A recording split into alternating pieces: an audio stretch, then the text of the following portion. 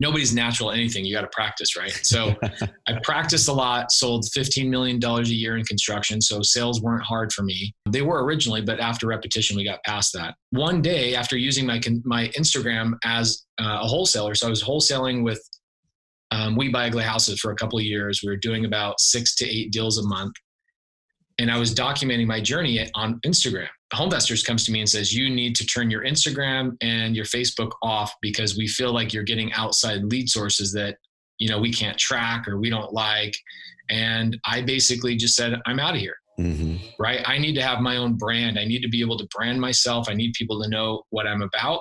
Otherwise, I'm just another face lost in the crowd. Yep. So we left that a couple of years ago. Continue to hammer on the Instagram and the Facebook, just telling people what we do through documenting, kind of the Gary Vee model. Like, I don't go out and create content. I just document my life and it becomes content.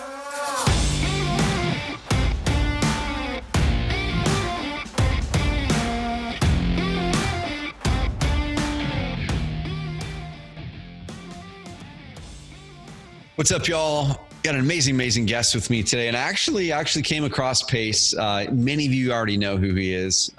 Came across him on Instagram first.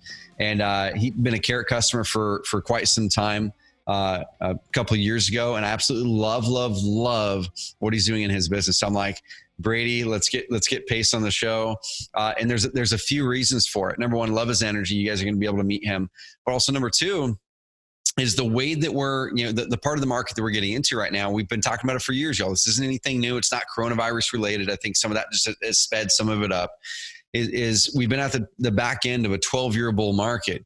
And when that happens and markets shift, you have to shift your strategies. You can't look at everything into a nice, pretty little wholesale box like we've been talking about for the last year and a half. If you're an agent, you can't look at everything into a nice, pretty little MLS box and throw away the other leads saying they're not serious.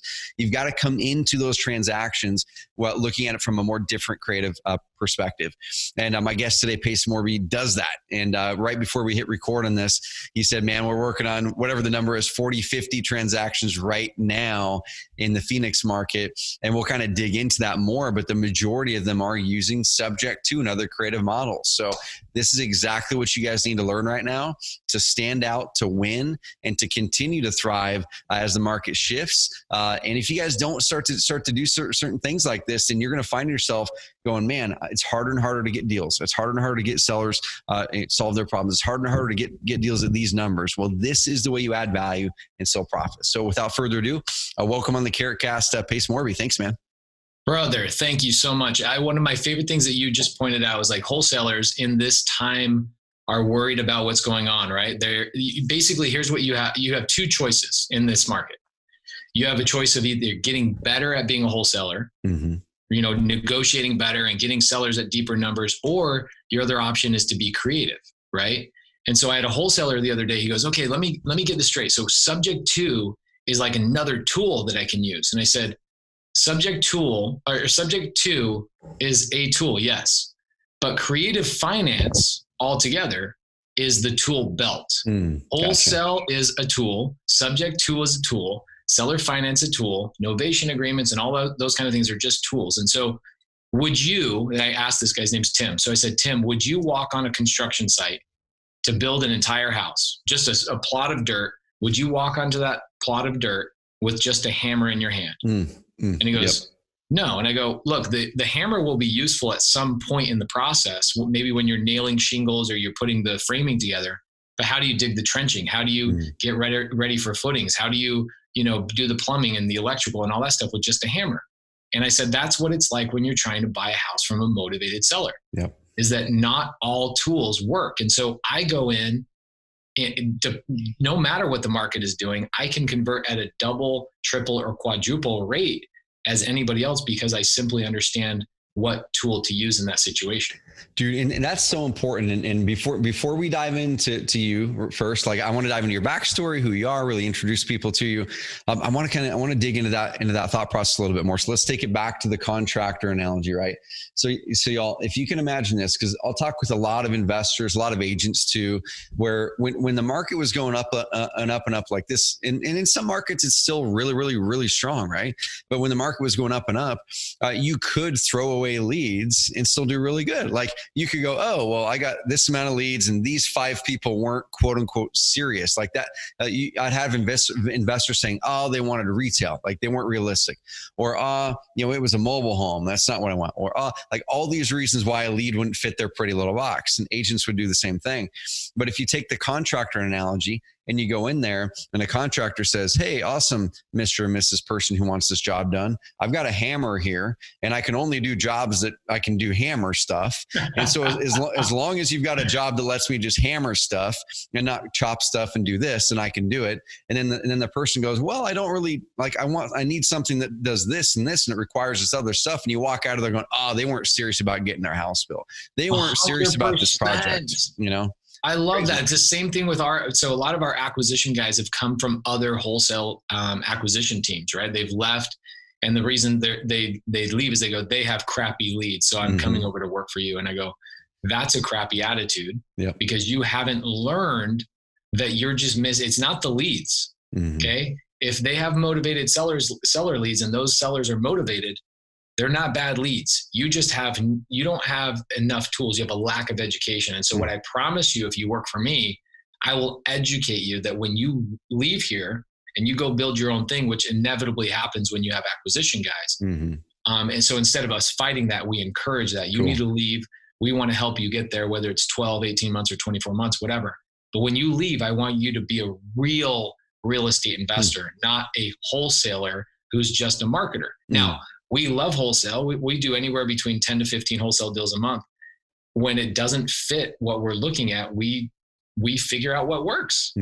Dude, that's all there is to it. And so our conversion rate, I was sitting down in a mastermind with very high level guys here, and we were going around talking about conversion rates. So we were talking about cold call and pay-per-click and our websites and stuff like that.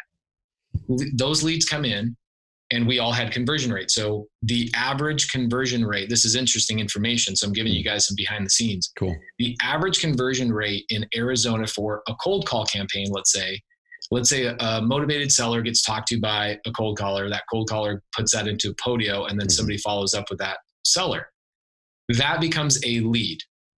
1 in 50 of those is converting into a deal is the average in Phoenix. Yep. My team is converting 1 in 22 of those. Dude. Why?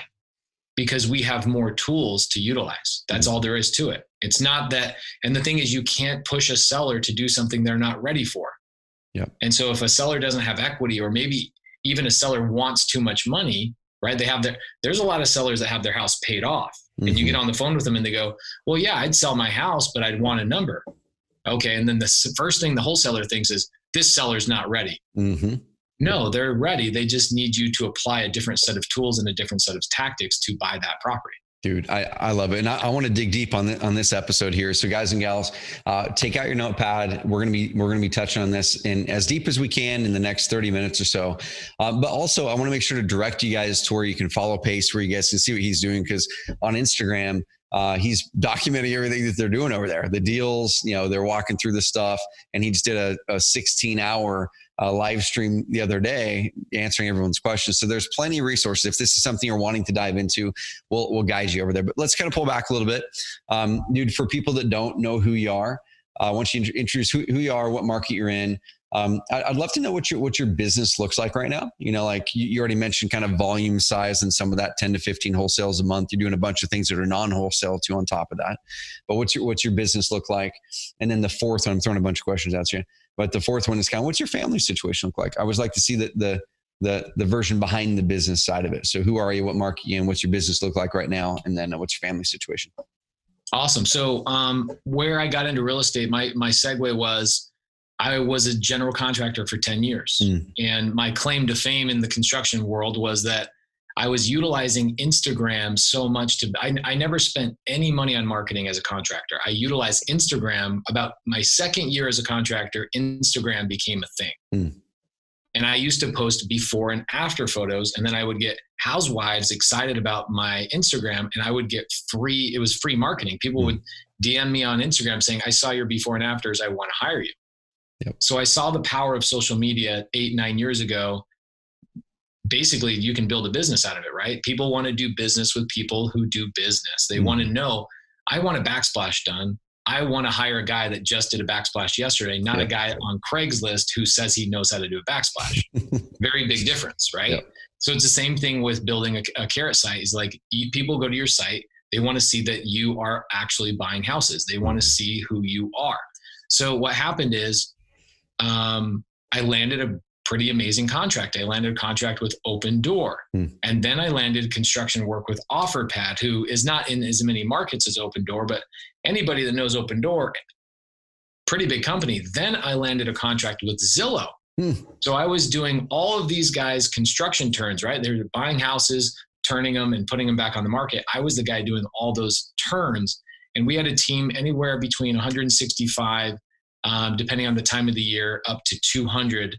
Because in the summertime, you're doing a lot more construction. So we influxed. Yep. And we did so much business for them that we ended up opening their market in Dallas and Vegas. And in that process, I learned, oh my gosh, I am building other people's rental portfolios. I'm building other people's flips. I'm missing out on the real estate. I'm basically trading my time for money.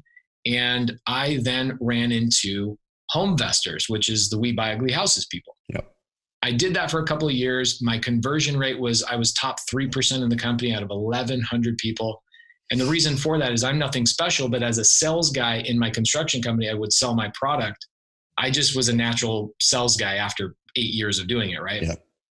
Nobody's natural at anything. You got to practice, right? So I practiced a lot, sold $15 million a year in construction. So sales weren't hard for me. They were originally, but after repetition, we got past that. And then one day after using my Instagram as a wholesaler, so I was wholesaling with We Buy Ugly Houses for a couple of years. We were doing about 6 to 8 deals a month. And I was documenting my journey on Instagram. And Homevestors comes to me and says, you need to turn your Instagram and your Facebook off because we feel like you're getting outside lead sources that, you know, we can't track or we don't like. And I basically just said, I'm out of here. Right? I need to have my own brand. I need to be able to brand myself. I need people to know what I'm about. Otherwise, I'm just another face lost in the crowd. Yep. So we left that a couple of years ago, continue to hammer on the Instagram and the Facebook, just telling people what we do through documenting, kind of the Gary Vee model. Like, I don't go out and create content. I just document my life and it becomes content. Right? I love it. So, that's why a lot of my stuff looks like it's not edited, because it's not. I literally am just walking through properties and saying, hey, we bought this house in this situation and, you know, whatever. So through that process, I built the business that I have today. And basically at the tail end of being a Homevestor, our lead cost was so incredibly expensive. So I would give $20,000 to the corporation, and I would end up getting about 14 phone calls for that $20,000. So you can do the math on that. That's over $1,000 a call. So a phone call would come in. I remember when my little baby was born, the night she was born, it was about 11:30 at night. I got a call coming in at 11:25. And I'm sitting there in the operating room, not the operating room, delivery room, answering calls because that was $1,000+ phone call coming in. And I thought there's got to be way better ways to market myself, right? So that's when I started looking into things like Carrot and what are other wholesalers doing? You know, Carrot, getting away from direct mail, which I don't do direct mail anymore, doing cold calling and SMS and that kind of stuff. So I started building a business outside of that, and I found out, man, I can get my lead cost now to like $50 a lead. Yep. Good quality leads. I can get a ton of leads for $5, right? But I get really good quality leads now for $50. So our business now looks like we have myself, my partner, Cody, and we have 4 acquisition guys. We generate probably between 350 and 400 leads a month. Out of those leads, we're getting probably about 10 to 12 wholesale deals, sometimes 15, depending on the month. And then we're getting another 10 to 12 deals a month on creative financing. So the sellers, so I'm not going out and marketing for creative financing deals. I'm simply marketing through our website, through cold calling and texting for wholesale. Gotcha. And when it doesn't fit wholesale, we simply convert it to a different box. And so we have 2 businesses.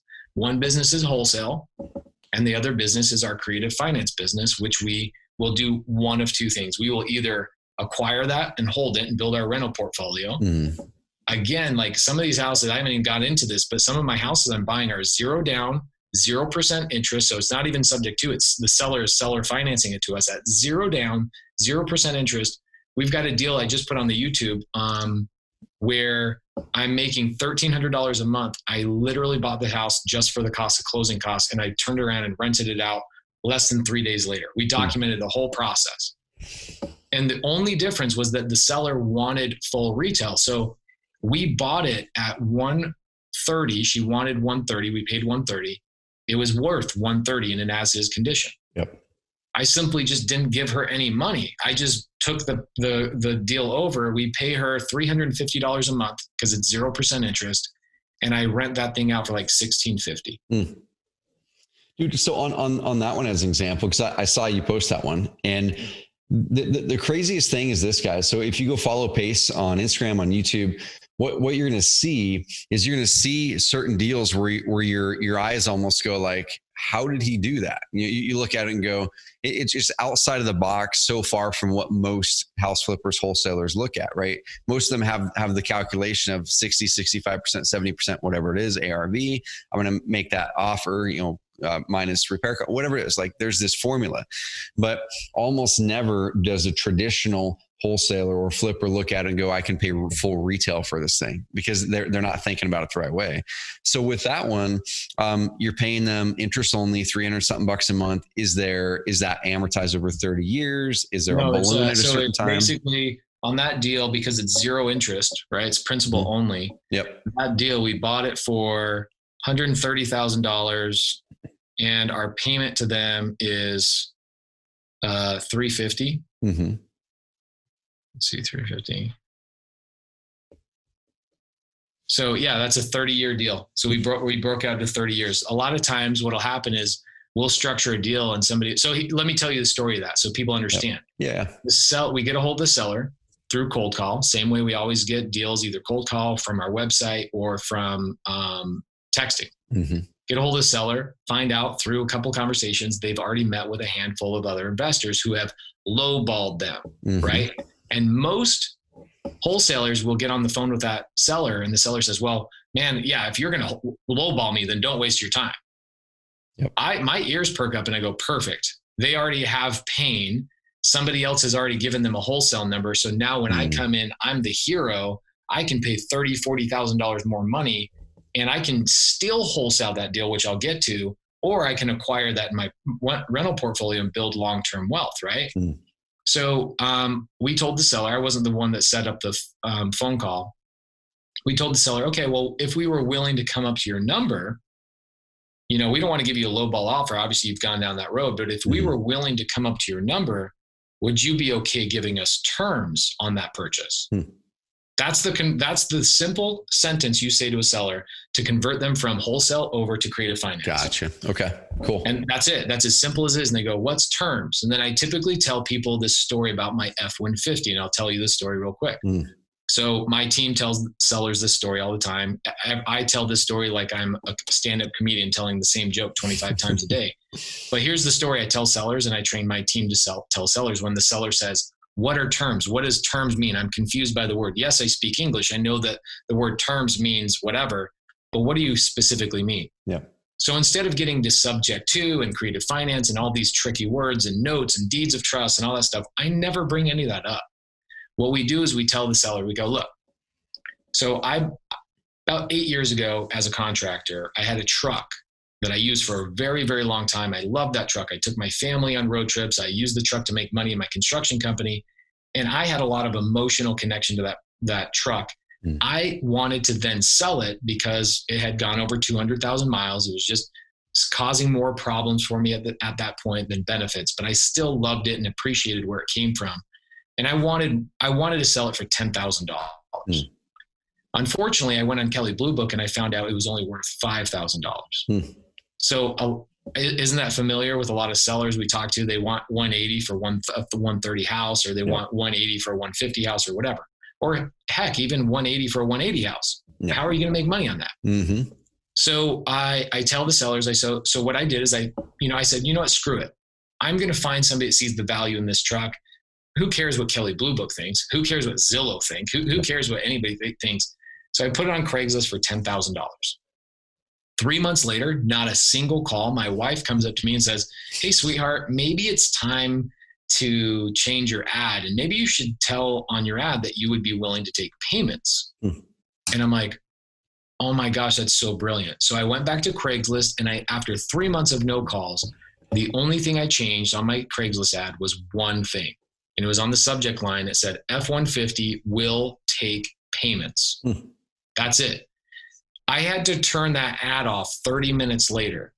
I had so many calls. I was inundated. So the question is, did I sell that truck for $10,000, which is 2 times the value of that truck?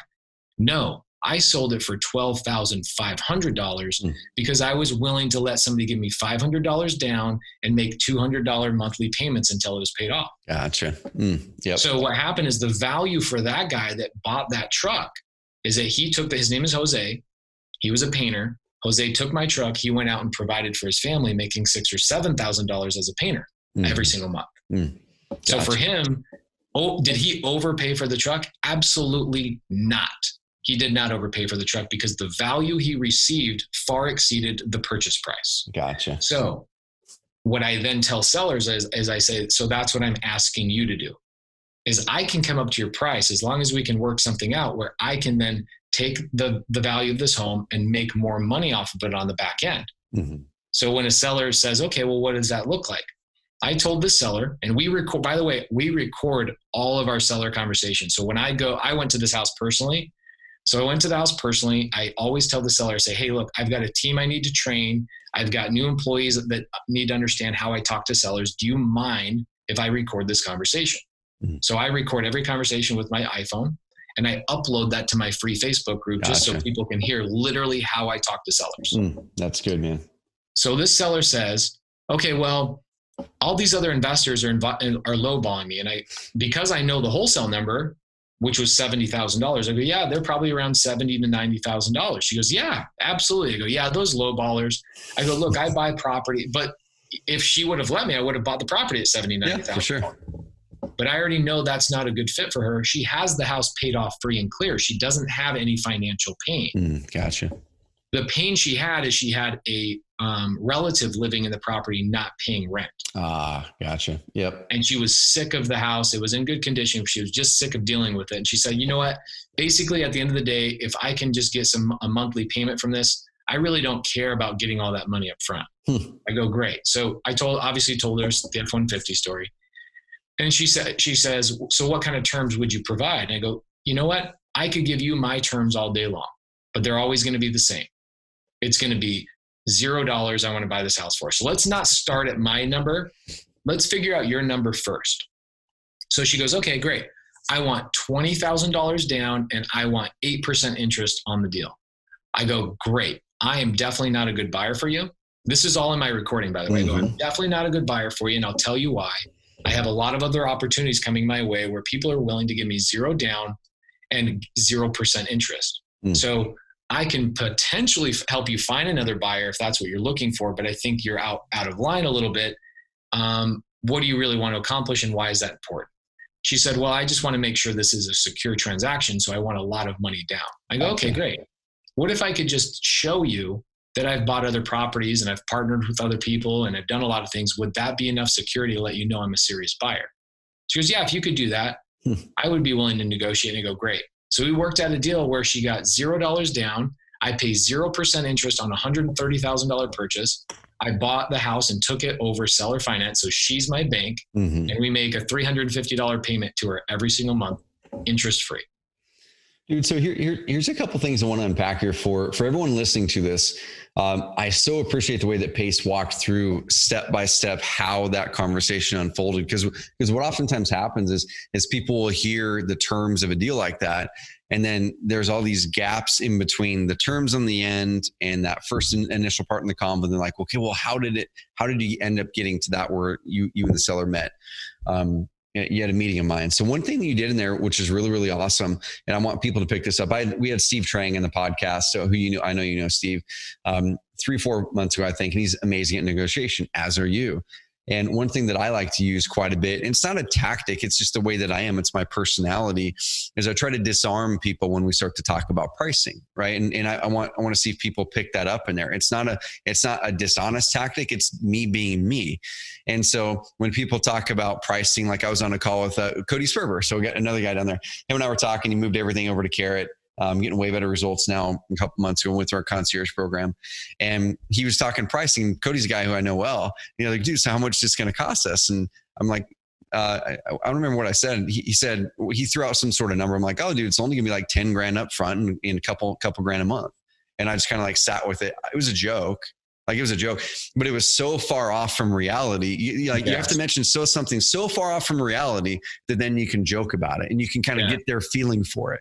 If he's like, oh, well, that's not bad. We're like, shoot, okay, I can maybe like edge my price up now. But if it's clearly not the right one, I can laugh it off. Like, of course it's not going to be that. So what Pace did here too, guys, is really important, because when he said, when the gal said, what are your terms? He didn't say, well, here's my terms, or here's these 3 options of terms. He said, my terms are always going to be the same. It's always going to be, I buy the house at 0 price and 0% interest. But that's so far off from reality, you can laugh it off easy. It's not something where there's no negotiation there, but you can still get the vibe of that seller, which is really cool. So yeah, it's a normal conversation. I appreciate you bringing that up. I mean, I was in Harrisburg, Pennsylvania, right before this whole COVID thing happened, and went on some appointments with some wholesalers out there. Just, anytime I go to a new city, I'll throw on Instagram. I go, hey guys, I'm going to Vegas this week. Who wants to go on appointments? Set appointments. I want to go with you. I want to negotiate. So we go on this appointment. We had a gentleman named Brandon reach out to me on Instagram. Hey man, I've got this seller. I can't get the price out of him that he's looking for. I go, oh my gosh, that's actually the easiest thing to ever do. I want to show you in person. Set the appointment. I want to go. So myself, Jamil, Brandon, and his partner go over to this appointment. And within 30 seconds, I had the price out of this guy who Brandon couldn't get it from him in 2 weeks of talking on the phone. And here's how I did it. It's very simple. The seller, I said, so what are you trying to accomplish? What are you looking for out of this property, right? Very nonchalant way of saying, what are you asking for? What's your price, right? I never go directly for the jugular. I go, maybe for the heart a little bit. So he says, well, I really don't want to give you my number. I go, that's interesting, because it's kind of like, I go, why do people put their car on Craigslist and have a price? They know people are going to talk them down, but they at least name a price. I go, what if you said on Craigslist, you throw your car on Craigslist and you say, just name a price. What's your price? And it was for $0, but name a price. Don't you think you're going to get crazy lowball offers? Yeah. He goes, yeah. And I go, so why would you do that with a house? I'm sure you have a goal, even if it's an absolutely astronomical goal, and it's not even a good number. At least start there, because you don't want to start at my number, which is, I want to buy this house for free. And he says, he's like, yeah, I get it. He's like, I'm looking for 140. And he gives us the number. I go, perfect. And 140 was not the number to buy it at. So immediately now people watching this podcast or watching this video are going to say, okay, well, what do you do now? He gave you the number. So this is what I then say. I go, perfect. So you get 140, or you list the property for 140. You end up paying agents and this, that, and the other. You end up probably walking away with about 122. So 122 is the number you're looking for. He was not looking for 122, but then I go, oh, perfect. So you're going to list the property. You're going to list it on the market for 140 because it's obvious I'm never going to pay 140. So perfect. So you're looking for 140. So you're actually looking for 122 net. He's like, yeah, I guess that would work. I go, perfect. We're probably not a good buyer for you at 122. So I immediately got him down 18 grand just by using that tactic. And then I go into him and I say, so we're probably not a good buyer for you at 122, but since we're already out here, let's go through on a tour for the property, and I'll see if I can find somebody in my network that would pay 122, even though I think that's astronomically high. Now he's asking me, well, what would you pay for? I go, oh man, I'm not even close to your ballpark. So what are you trying to accomplish? And what ended up happening is we ended up contracting that at $90,000, which was the appropriate number, because through just a series of not ever giving my number away and telling him, I'm not a good buyer for you, you're asking too much, but let me help you find another ulterior solution by potentially understanding your world, understanding the house so that I can package this and go find another buyer for you. But now he already trusts me. Yep. I'm now consulting with him. And you hear this all the time. I'm now consulting. I understand his story. Here's what he really wanted. He wanted to get rid of the property, and he wanted to go and start playing cards with his friends in the morning instead of coming over and doing repairs as a landlord. Gotcha. And he wanted $10,000 in cash in his pocket. He owed $80,000 on the mortgage. And so we said, okay, if we just buy the deal at 80 and make sure you get $10,000 in your pocket at close of escrow, that's all you really need. He's like, yeah, that's all I need. Dude, here's a couple really good lessons here, y'all. Because what we're talking about in this episode of the Carecast, of course, we're talking about how do you creatively go and solve problems, right? And in the previous years, when, like I talked about at the very start of the episode, where the market's on an upswing, it's easy to make mistakes and still do good. It's easy to have these deals that should be ones you could solve problems for and profit for and really serve the seller for. It's easy to have those not happen and still celebrate and go, oh, let me post my check online of the deals I'm making. What I would love to see is somehow posted checks of the deals that people are not making because they're not going through and doing this. Like that would be like the ultimate. Oh, here's your one cool check, but there's these 5 that you didn't get because you weren't able to serve the seller. And for me, it's not about like how can we do tactics to pull one over on seller. That's the opposite of it, y'all. What Pace did in both those situations was he got to the heart of what they really want. Now, if he would have done what most wholesalers would have done, would have came in, gave a number, kind of insulted their price, went through and like looked at all the things wrong with the house and kind of like talked them down and all this kind of stuff. And then said, well, that price isn't it. I'm going to do a takeaway sale by leaving or whatever it is. Like takeaway sales are good, but if they would have done that, what would have happened to the seller? They would have then went back to somebody else who likely wouldn't have served them well either. And then they might have got worn down by 3-4 different investors, 2 of them backing out on the transaction because they didn't do their numbers good and they couldn't actually follow through on it. And then that seller either loses faith for the investor profession and gives it a bad name, or they're in an even worse position. So doing what Pace is doing by being a real consultant, by truly understanding them and by asking good questions and telling good stories. That's one thing that is really important too. And both of those examples he used, and we do this with Carrot all the time, I call it the 5 core stories, is you should always have probably between 3 and 5 core stories that everybody in your company should know inside and out when they're talking to a prospect. And each one of those core stories is based around a situation or an avatar, right? It's like you said before, there's a person who asks, well, what terms? I've got a core story for it. It's the F-150 story. Or there's a person that asks, that says, I'm not going to give you a price. I've got a core story for it. It's the car on the Craigslist thing, right? There's always a core story that everyone's trained on that you can over and over again perfect the story and tell the story and lead people down the path so you can best serve them. So hopefully you guys picked that up. But if you didn't, those are 2 core stories Pace uses. Come up with your own version of it and then start to tell those stories on a consistent basis. If you're not telling the same stories, like he said, he tells F-150 20 times a day. If you're not telling the same consistent core stories all the time, and it kind of gets a little bit tiring at the start. At the start, it gets tiring. Now I love telling it because I know when I tell that story, it unlocks the situation. I can help that person. You get to watch their facial expression completely change. It's like, once you can deliver a story, that's the thing about it, is once you understand, it's just like a stand-up comedian, right? They're telling the same story and then they'll laugh, they'll pause, they'll stand in the exact same location on the stage every single night over and over and over because they know it's effective, right? They perfected their craft. I mean, watch Dave Chappelle or watch Kevin Hart. When you go and you watch their Netflix specials, they're slapping their own knee, they're laughing at their own jokes. And I'm like, they're laughing at their own jokes is making me laugh harder, but I know there's no way they're internally, they think it's funny anymore. They've said it 500 times. So that you figure out what's effective and you perfect your story. So now when I tell that F-150 story and I see it delivered, the people go from thinking, I don't jump into creative finance. I jump into the story of an F-150 because nobody really understands subject to creative finance, wraps, notes, all that kind of stuff. Yep. But everybody knows what an F-150 is. It's the number 1 selling truck in the United States. So I can hit the heart of somebody. And once it delivers, you go, I want to tell that story better every single time because I know it delivers. Dude, you know? I love it. Well, man, I've got a couple more questions for you here. And at the end of the day, this podcast episode, y'all, I wanted to introduce you to Pace. I want to get you guys in his community, in his world, because if you're wanting to dive more into creative finance, if you're wanting to dive into how can you really serve your clients better and actually win more deals too, and have more consistent, predictable deals and income when the market's changing, you need to go follow him. I know they just opened up an amazing coaching program. Isn't it just subto.com? That where they go.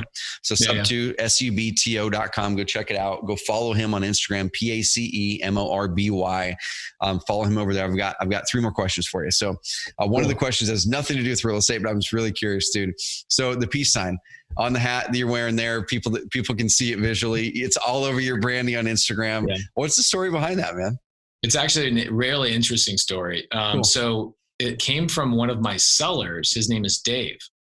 Dave, so Dave driving home, he is driving home one day. He's been living in the same house for 17 years and they're kind of sick of the house. He's driving home one day and he sees a new home community. He swings in, they sucker him into a $20,000 non-refundable deposit on a brand new house. He comes home and he goes, "Sweetheart, we're moving." She goes, "Oh my gosh, well, we're moving to a new house. Where is it?" He goes, "Don't worry. We have 6 months. It's going to build. They got to build it. We got 6 months." So they go hire a real estate agent.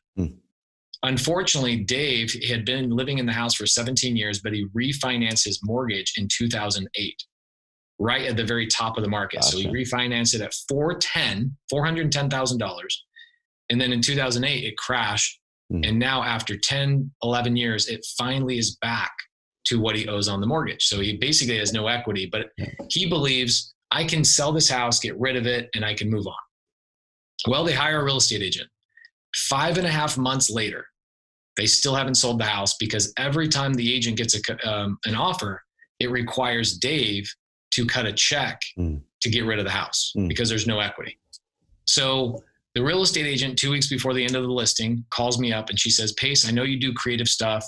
I need to save face here. Is there a way you can get me paid and you can take this property over?" And I go, "Absolutely." So I go sit down with Dave and his wife and I explain to them subject to, which is the process of buying their property and leaving their mortgage in place. So Dave, I'm fine. I can buy your property. I'm going to take this mortgage over. I'm going to give you a couple $1,000s. He's like, "Wait, you're going to pay me? I don't have to lose money?" I go, "Yes." So we pay him a couple $1,000. We pay the agent not a full commission, but a referral fee because obviously this was a creative deal. So we buy this house, $5,000 basically out of my pocket. It's a gorgeous house, and my wife decides, let's move into the house. So my own house I bought subject to. I didn't have to qualify for it. I didn't have to use my own credit. I didn't have to use credentials. I didn't have to show my tax returns. Nothing. I moved into this $400,000 house. Yeah.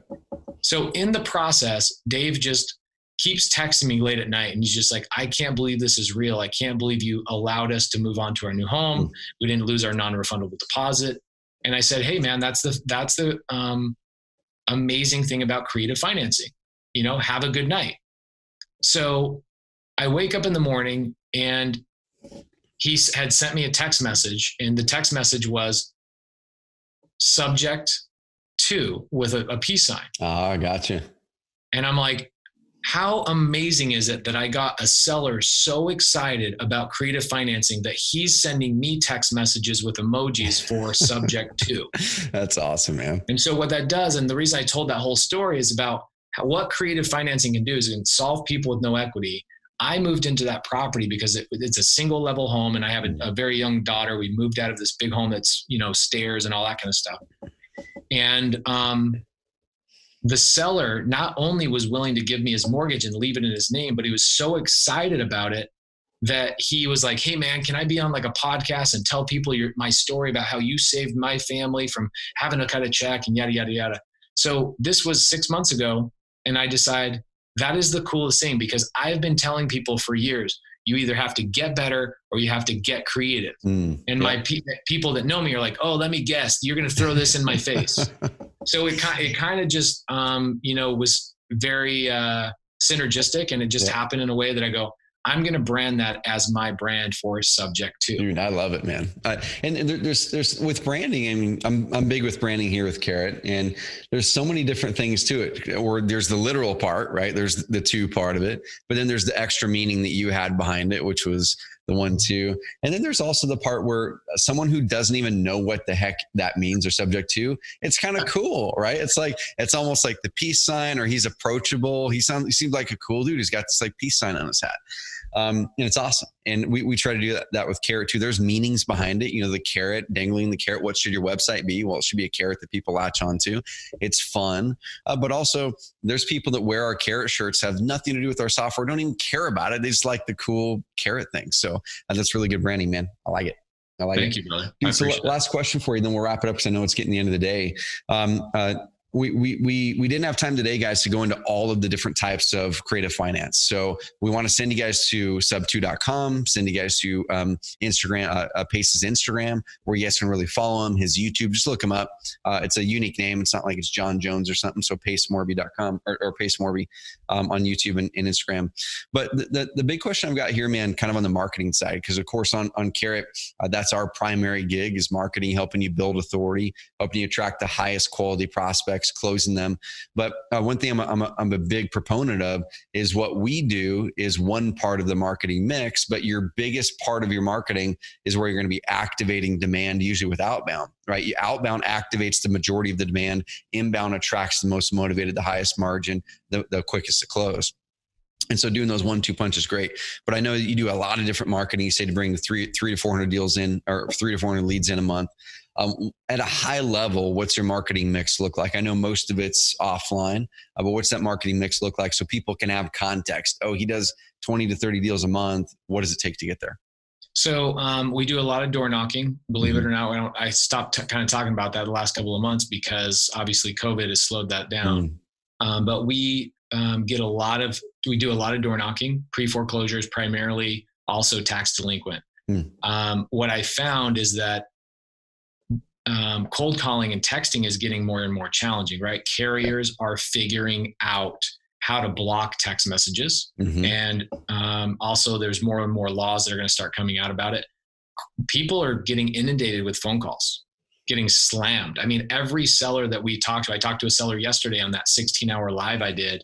I had people giving me opportunities to talk to their sellers.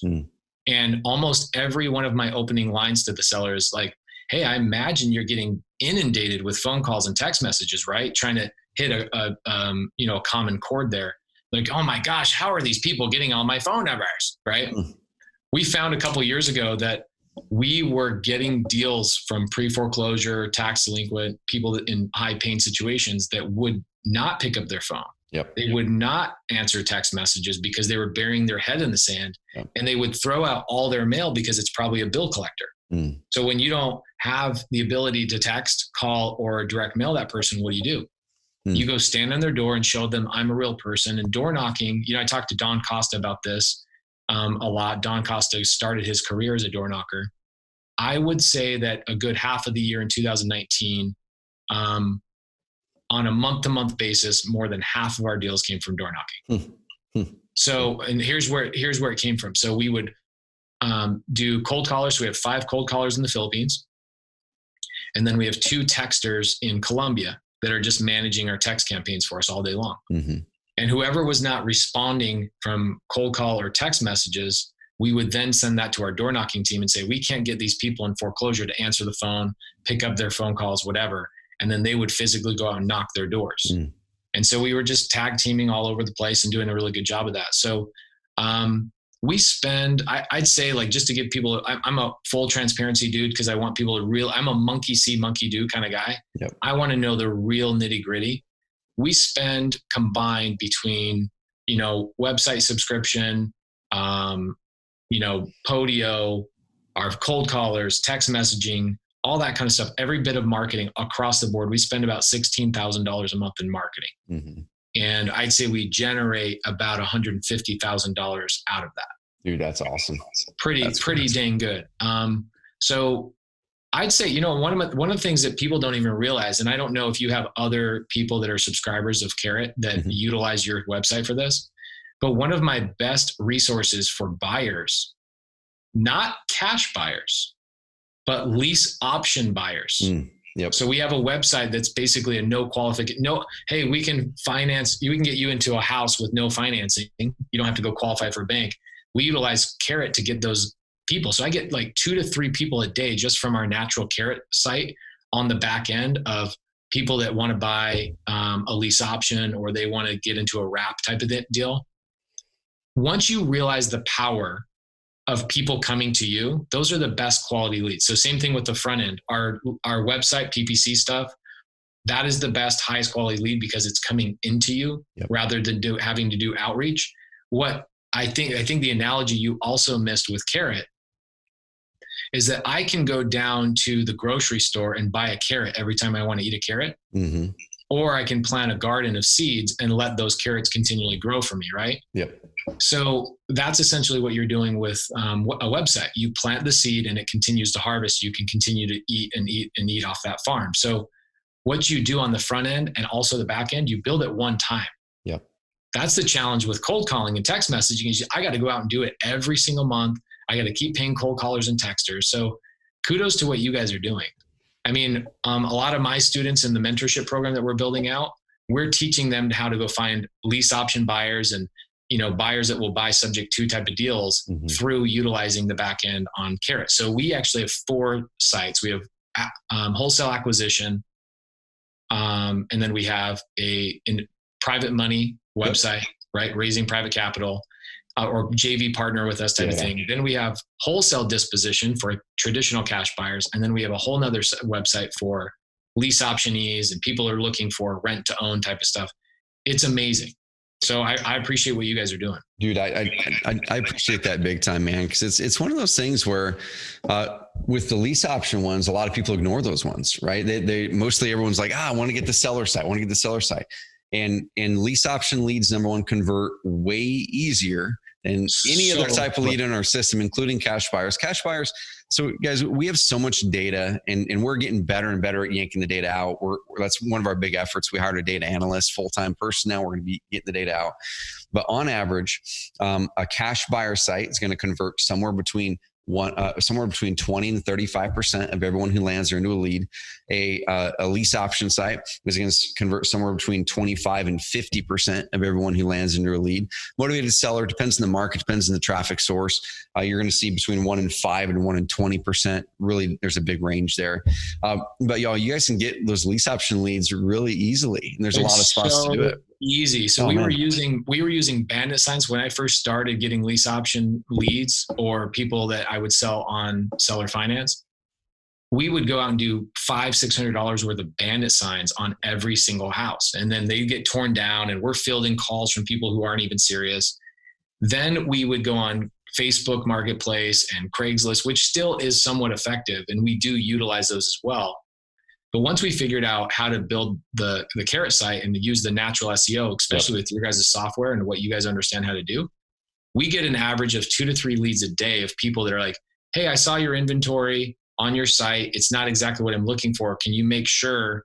And that's what we build on the site is make sure people say, here's my criteria, what I'm looking for. Yep. So Zach, my disposition guy, next time we get a deal that I have in my rental portfolio that we want to sell out on a lease option, he just calls one of the people that have hit the website in the last 30 days and go, hey, we've got a new one. Or we send out an email. It is so much easier than going out and doing freaking bandit signs and then fielding calls from people who aren't serious. Yep. Dude, I love it. You're good. Somebody is actually Googling rent to own or I have crappy credit. How do I buy a house with no credit? Those types of keywords are popping up my website and I'm getting natural traffic, which is amazing. Dude, so we've been preaching this for years, y'all, and I'm going to wrap this combo with Paige. I could talk with you for another 16 hours. We'll do another 16-hour marathon with you. But here's the deal, guys. There's a couple things just in the last 10 minutes that Paige had talked about, and then we're going to wrap this puppy up. What's happened, guys? When Paige talked about the text message marketing and cold calling, how people are getting inundated, we've been talking about this for years. We talk about ebb and flow marketing, right? Any outbound marketing, y'all, is ebb and and flow.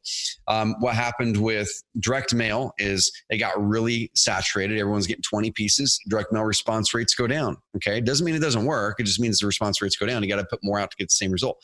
And then on the other side of it, what happens is people go, oh my gosh, the response rates are down. Let me do cold calling. So they start to do cold calling. So more investors stop their direct mail, more start to pick up cold calling. Everyone else sees it's working. Then more and more do that. And then what happens? Like, oh my gosh, everyone's calling. What do I do? Text message marketing. It comes now. So now direct mail's down here, cold calling's up here at the top. Text message come in, no one's doing it. And then what happens is cold calling says to go over here. Everyone's doing text messaging. It's ebb and flow. And then it goes back to direct mail, goes back to door knocking. The one that's consistent, that keeps growing, that's evergreen is the online side. But the problem is that's not where your major volume is going to come from. So you've got to mix both of them. So it's been cool diving into it, man. I'd love to connect with you outside of this and dive in. Of course. And see how we can serve you guys like as your company more.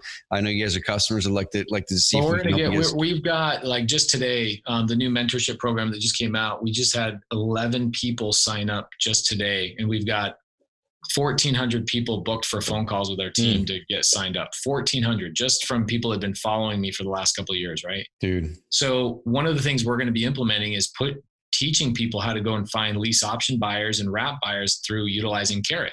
Cool. And so you guys are going to be onboarding a lot of my people, and I look forward to it.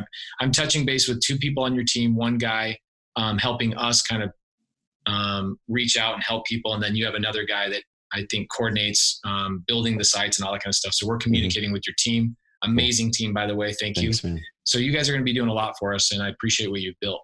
Dude, I love it, and I appreciate the heck out of you. Where can people find you, man? I know we've talked about the just spots. Send me up on Instagram. I tell people all the time, just go to my Instagram. I document my journey. If you're a Facebook guy, we haven't even talked about my Facebook group, but I started a Facebook group in January because I was told that it's way easier to communicate with a lot more people in a Facebook group. So I created this Facebook group in January, and I didn't really even have to press that hard because I had so many people following me on Instagram.